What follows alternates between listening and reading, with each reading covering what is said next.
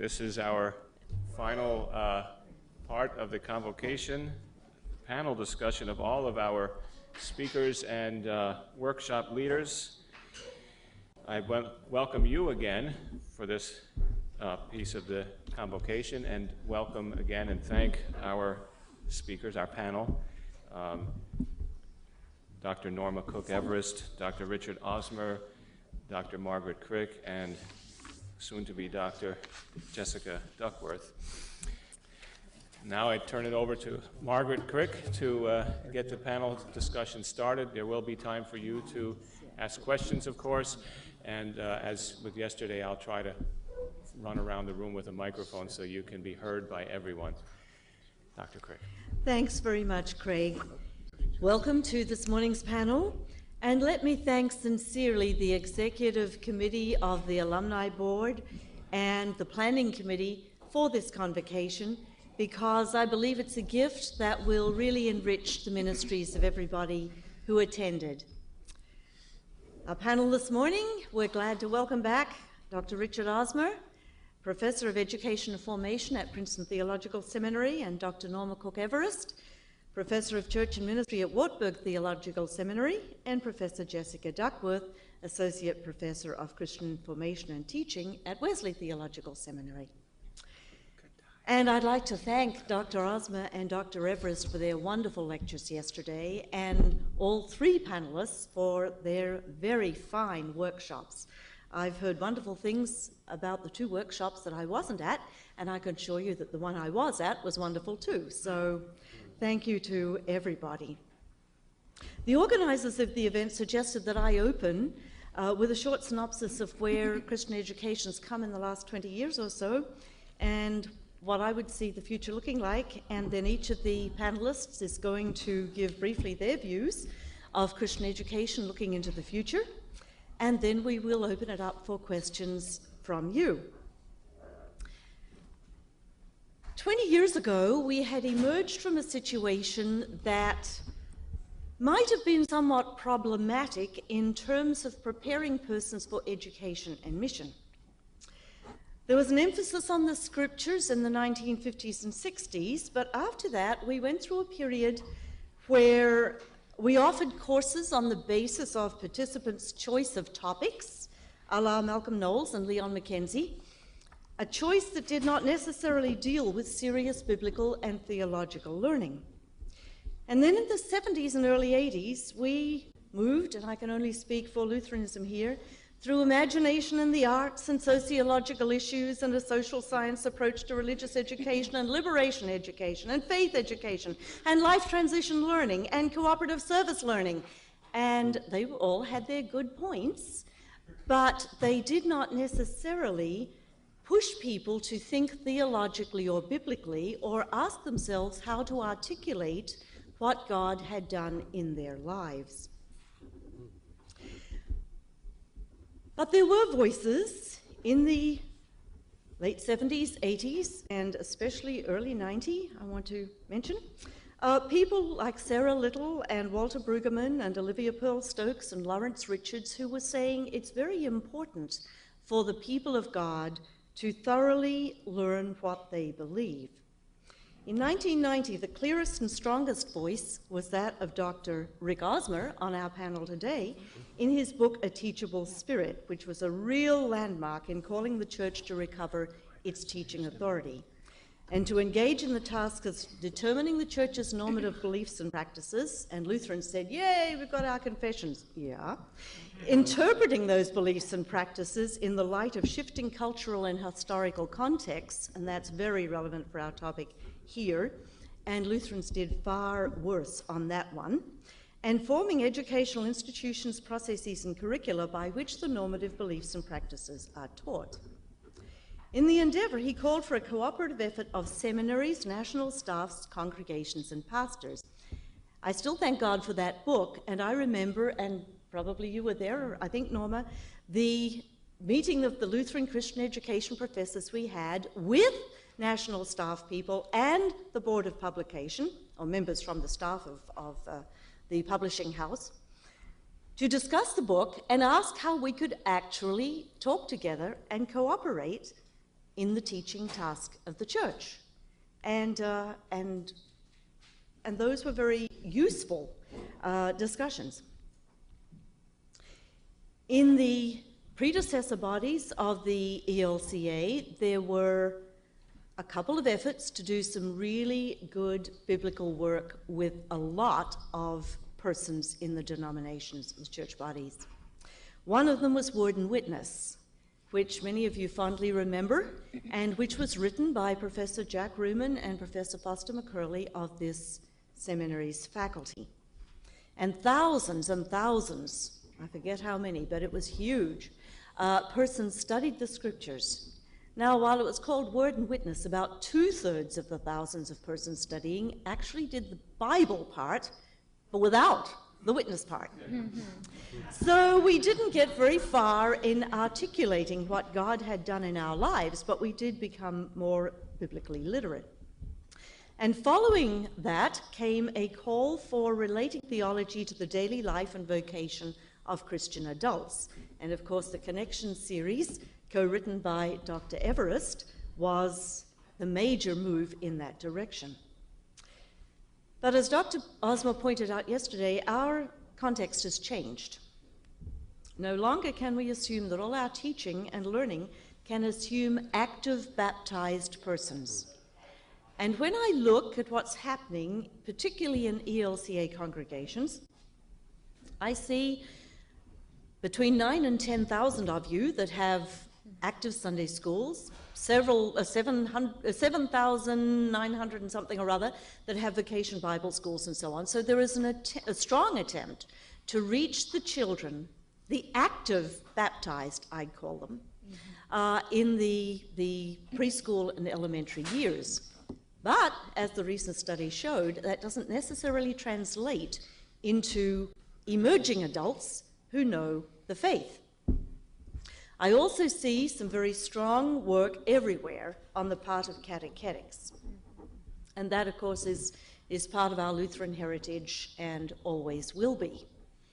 And I see gradually, I think very usefully, congregations moving to later age levels, grades 8, 9, and sometimes now grade 10. And that is also very helpful, but again, usually geared to what I'd call the active baptized. Now, during those catechetical years, often teenagers that have nothing to do with the church come along. Have you noticed that? Somebody was mentioning that yesterday, as I recall, either in the major plenary or in our workshop, I can't remember which. That is the phenomenon that often happens. But sometimes the teaching does not take account of the fact that these teenagers are turning up with virtually no background at all, and yet often stay right through and become baptized at the same service that the other persons who have been active baptized are confirmed or have the affirmation of baptism service. But the adult education, oh yes, the adult education is something else, dear friends. And it seems to me that this is one of the big challenges for the future. We were reminded yesterday that education and mission go together. And 50 years ago, Paul Tillich argued they were the same task, passing on the Christian faith to the next generation or to those who had fallen away from the church or to those who'd never heard. Same thing, done in different ways. And even then, he had the insight to say that one of the things that must be done, first of all, is to know what you believe.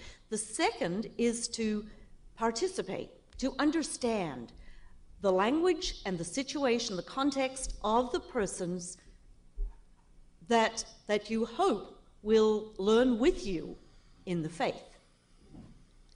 And those persons are increasingly not the active baptized.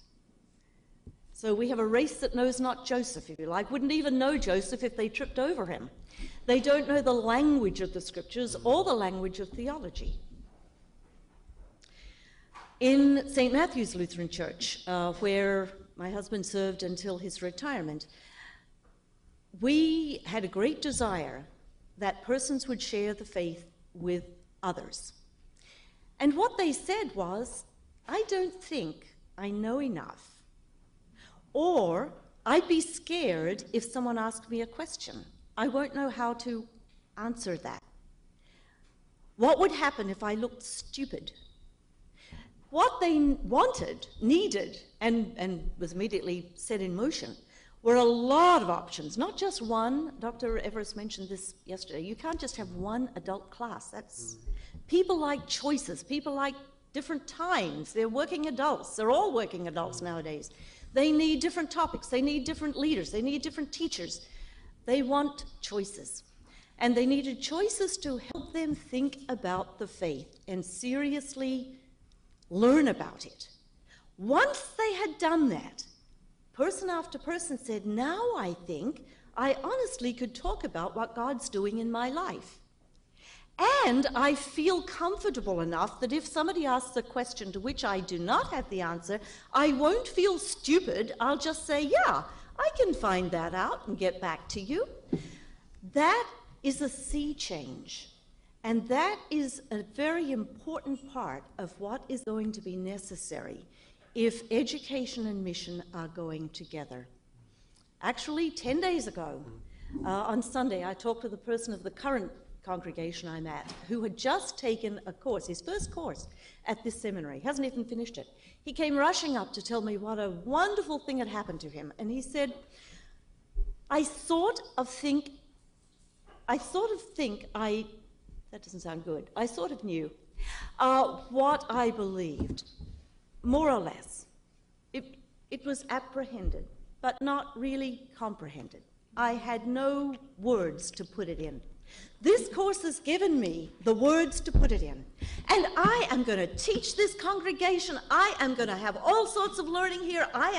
He was just excited. I think excitement is something that also is required. People in the early church were excited. They wanted to share about Jesus and what Jesus had done in their lives. Excitement and enough understanding of what they believe and some words to put it in and some practice in doing that could make an enormous difference in what's happening in adult education, at least in the Lutheran Church. Adults still need to hear the good news of the gospel. They still need to be educated in what it means to be one of the priesthood of all believers. They still need to deal with issues in daily life and vocation. But they also need to practice talking, first perhaps to one another, and then to their neighbors and everyone with whom they come into contact. Why don't they do it? Probably because in everyday life you know how to talk about what Aunt Susie has done in your life. Because everybody talks about their own Aunt Susie, and you see it modeled. You don't see modeled well what it means to let people know about God and what God has done for you. And if you don't see it modeled and you don't practice it, then you're very hesitant to try to do it. I think we need a lot more training of persons to lead adults and teach adults. The pastor cannot do it alone. In the ELCA, the Constitution says that the pastor is responsible for confirmation. That doesn't mean catechetics. That means all of the education and pastoral ministry from the point of baptism right through into young adulthood and on into further adulthood.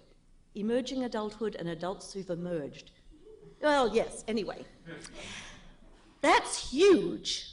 It doesn't mean if you're a pastor, that you have to do the whole lot, or if you're a DCE, that you have to do the whole lot. It means you have to make sure that it's done and done well. And that's not a choice. It's in the Constitution.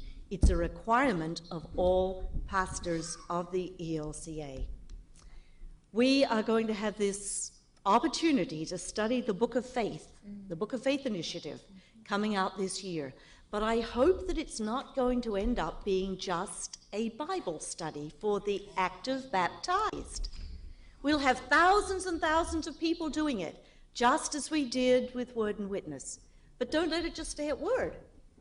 We need to discuss this and talk about the Scriptures in ways that will help us communicate to the world around us. And if it doesn't do that, then it's just the tip of the iceberg, maybe a helpful personal tip, but not at all going to help the issue of missional education. So I'm praying that that initiative is going to be a possible opening for some of the things that we've been talking about here. Thank you. Margaret, I'm so glad we're able to hear from you this morning because she has so much to share. First of all, I want to say thank you for the privilege of being here. I came, as many of you have been through this flu season, having come off a hard battle with the flu, and on the way out on the airplane I kept getting weaker and weaker and weaker and becoming dehydrated, and to the point that I didn't think I could stand up here yesterday morning and lecture. But my dear husband said, one foot ahead of the other. So I am here, and yes, with my vitamin water. I understand yesterday at the table that one of the tables was kind of taking bets on when my water glass would run out, and then I pulled out my mug with more. So I have a whole couple of jars up here this morning. What a privilege, really. I'm not just being nice here, about to be with these four people whom I respect these three people so much. And we don't get together a lot.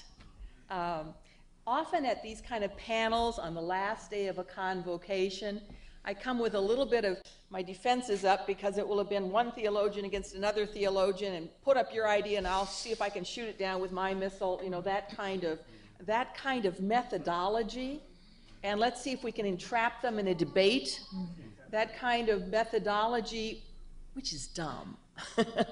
But the kind of collaborative learning, of learning from one another that I know all these people share. I came just with utter joy this morning. We don't have to have Christian education that is a battlefield, but is life-giving learning from one another. And if I may, I mean, the connections we have, Margaret and I, yes, have been friends so long, and it was kind of fun last night to be with the first woman tenured in the LCA and the first woman tenured in the ALC, to be together, but we've been friends all these years. And then Margaret, of course, is the teacher of Jessicah, and Jessicah is the student of Krych, right, just finishing her PhD and getting the responses back. And we were graduates, classmates at Yale Divinity School, graduated the same year 32 years ago. And I don't think have seen each other since. Once. So this is really fun. This is really fun. But just a few remarks. Yes, indeed, Margaret, we've been through, I remember the 70s, kind of predicting the death of the Sunday school. Well, it didn't die. And then catechetics, oh, that's old. Well, lifelong catechesis is what we're all about these days.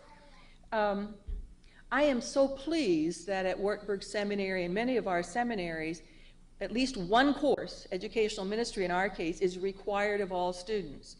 Because and my goal is that every graduate will come forth thinking of themselves as teachers of the faith and teachers of teachers and be excited about that task. We realize that often candidacy committees and approval essays and so on are about how you preach, right? But the idea of teaching the faith and teaching theologians is, it excites me, and my goal is that everyone will come forth from a seminary being excited about that task. The very fact that this seminary here in Philadelphia is deeply rooted, as the president said last night, deeply rooted and open ecumenically and interfaith. And that's where we need to be in every congregation. We need to, whether Presbyterian, Lutheran, Methodist, whatever, deeply rooted in our Christian convictions and open.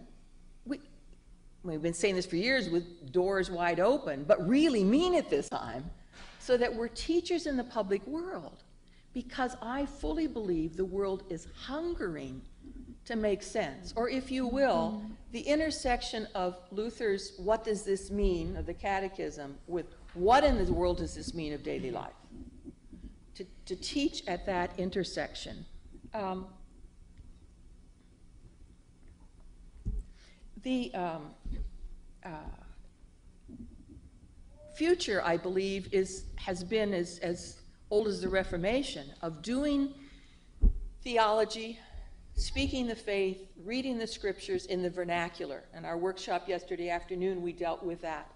In the sense of yes, now, this book of faith, Open the Scriptures, Join the Conversation initiative, is a way for us to grow in competence and confidence and at the same time for us to be able to begin where we are in the issues of daily life. In our workshop yesterday afternoon, we talked about the languages that people speak, and Faith put all of them on the board for us. Do you speak business? Do you speak, one said, retirement language? Do I speak, what languages do people speak all day long? And to begin there,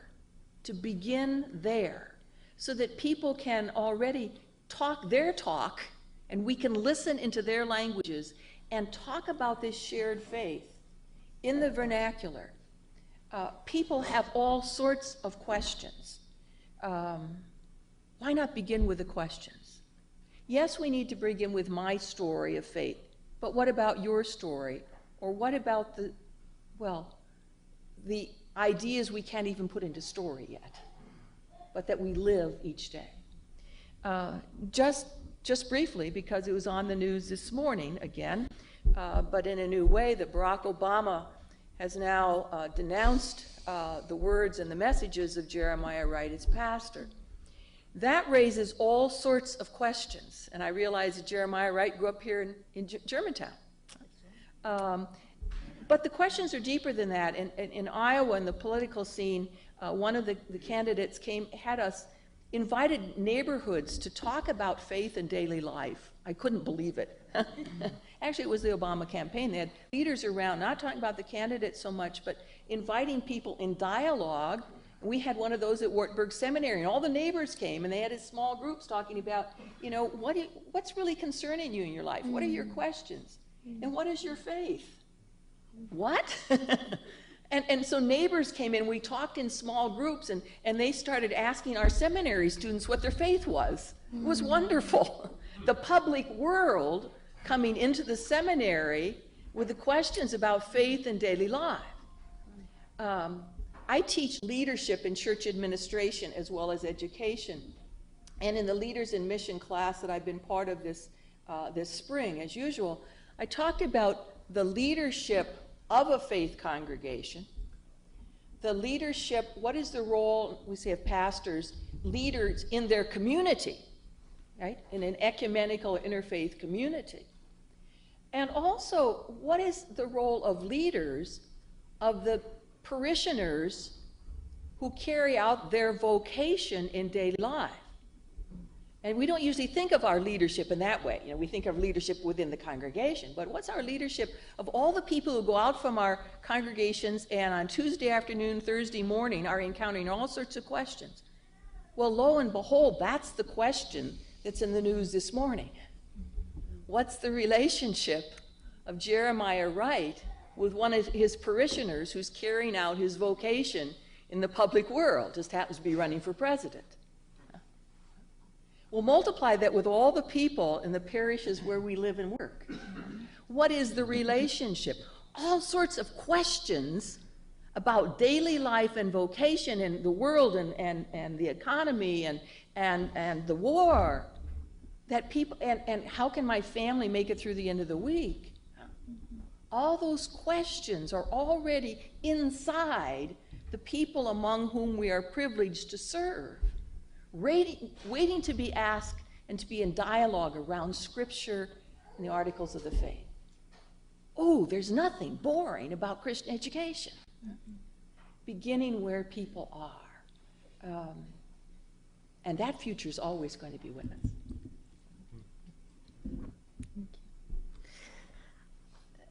I am so grateful to be here, as all of you know. I've shared many times. And I thought I'd just highlight a couple of things in relation to my gratitude and indebtedness to Dr. Krych and her ministry and witness here.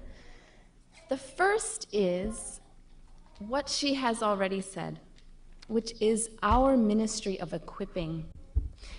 And I find that I learned so much here about the role of every congregational leader within educational ministry, teaching and learning ministries in our congregation, whether it is the pastor, the associate ministry, the director of Christian education, or any congregational leader, that our ministry is not that only of doing, but it is the ministry of equipping, and equipping others to do the leading and the teaching and the learning in the congregation. And I find that that was no more clear to me in many of our assignments in Christian education courses here at LTSP, in which we actually had to engage curriculum, the real stuff in books. And it is no wonder to me that Dr. Krych has served so faithfully on the board of Augsburg Fortress for so many years to actually produce good, quality curriculum. And it's curriculum that is not going to serve all of our purposes in the wide, diverse arrangements and leadership styles and multiple contexts that the ELCA is across this United States. And yet, it is incumbent upon all of us to take curriculum and appropriate it to the context in which we are in. Why is curriculum so important, and why have I learned to appreciate that from Dr. Krych? And that's because if we do not provide resources of the faith, we are not going to be able to equip those within our congregations who do not have the time to necessarily set aside time to come to seminary. And so these are concrete resources that are in the hands of people who are desperate to want to lead and facilitate adult, youth, and children learning in our congregations. And so that's my deep gratitude to the respect of curriculum and to the task that is so hard of producing curriculum. And already, as you said, the call to remember that the Book of Faith is not going to be the solution to all of our congregations.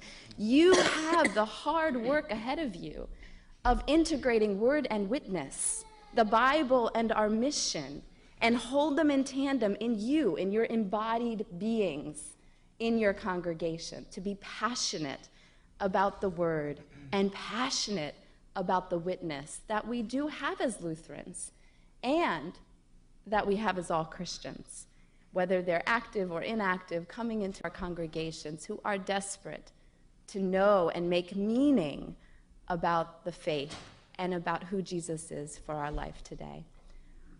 I want to hear a lot more, so I'm going to pass the microphone. Thank you. Well, good morning. Yeah, I want to just echo what Norma said. It's just really great to be on a panel. Students, friends, interconnections are just great. And just to remind you to be sure to say thank you to Margaret on your way out the door as you're leaving. I mean, she has played a very important role in Christian education, and I think that we want to make sure that she gets the honor that she's due. So that's certainly why I'm here, and I really am glad to be here to do that for you, and I hope you guys will share your appreciation with her as well before you leave. Let me just say a word or two about the broader context. I think others have already said a little bit about the history of Christian education, but I think it's important to try to locate what's going on in relation to changes that are taking place in the American context today. A couple things to point to. First of all, a lot of people are questioning today the validity of the secularization thesis. And basically, for most of this group, who probably went to school a little while ago, the secularization thesis was dominant in sociological explanation. And the argument basically was, as modernity developed, religion would become less and less important. It would be confined to the private sphere in particular. And in some of the more adamant proponents of the secularization thesis, that religion would kind of wither away altogether. And we'd see the advance of scientific thinking, technological development, industrialization, so on and so forth. I would say today that most mainline sociologists have serious questions about whether that in fact is the case. It's been severely criticized, and that was sort of mainstream thinking throughout most of the 20th century. If you look around the world, religion is doing very well, thank you, and it's actually being revitalized. It's played an important role in social movements like the civil rights movement in the United States and the fall of communism in Eastern Europe, and et cetera, et cetera, et cetera. In fact, the secularization thesis seems to make better sense mostly of Western European experience than any other part of the world. Okay? Now, in the United States, people who are trying to think about the role of religious congregations beyond the secularization thesis are saying that when you look at our context today, there are several things that you'd want to point to. For one, most people today experience a fair amount of discomfort with large-scale institutions that are highly bureaucratic. When was the last time you tried to settle one of your insurance claims, or got into an argument, or yada, yada, yada? I mean, we had to go to the school to try to advocate for your child, or we all have those kinds of experiences. And so people are kind of hungry for alternates to large-scale, impersonal interaction with bureaucratic organizations.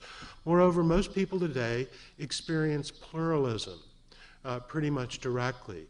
It's not something that they just experience when they become adults and go to college, but their neighbors or their schoolmates or whatever belong to different religions or no religion at all. And young children are asking questions about that. They celebrate Hanukkah in school as well as Christmas, or it's brought up, especially in curriculums that are multicultural. And in this kind of context, many people are arguing that religion is very well situated to provide certain needs that aren't being met in any other sector of society. The need for human meaning and the need for belonging. The need for human meaning and the need for belonging. Large-scale bureaucratic institutions aren't very good at being responsive to those kinds of things, nor do they find a place for people to really find a psychological and emotional community, a community of affiliation. And I think that however we think about the teaching ministry and the ministry of congregations, we need to keep those sorts of things in mind.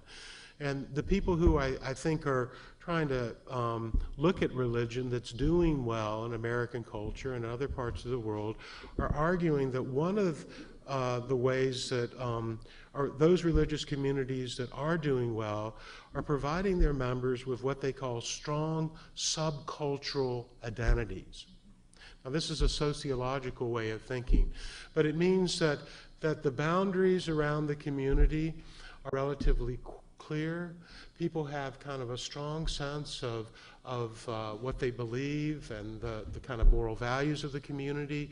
There are certain symbols. It doesn't mean that people have to dislike people who belong to other communities, but in their interaction with other communities, they're pretty clear about this is who we are and this is what our identity is and these are the practices that we have. Now, my sense is that those of us who are in religious traditions that still want to hold on to denominational identity need to do a much better job of thinking in terms of subcultural religious identities. It's a fact that denominationalism no longer provides the major structuring of religion in the United States. That's Bob Wuthnow, major sociologist at Princeton University, and many others have written about this. But really, after World War II, where you saw the emergence of the GI Bill, and you begin to see more and more people going, you saw the expansion of higher education, basically. The income gap and the educational gap between Catholics and Protestants, between Baptists and Episcopalians, began to go away. And so denominationalism, which had a strong ascriptive impact upon religious affiliation, doesn't play that role today.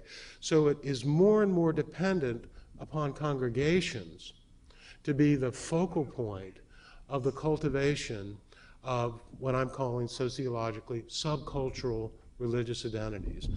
Now, what does that mean? Let me, I'll just say a couple things real quickly and then open it up to your thoughts as well. If we're going to be focusing primarily at the congregational level on the questions of meaning and belonging, if those are primary in terms of what we're doing, then I think that we've got to do a couple things in a highly pluralistic context.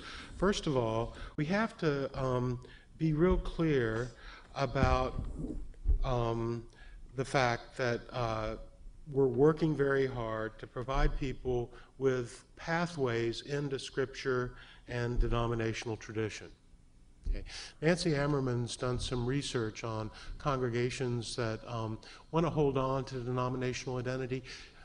I just said that denominationalism doesn't play the same structuring power that it had in the past, but that doesn't mean at the congregational level that there aren't many congregations that feel that holding on to denominational identity is very, very important to them.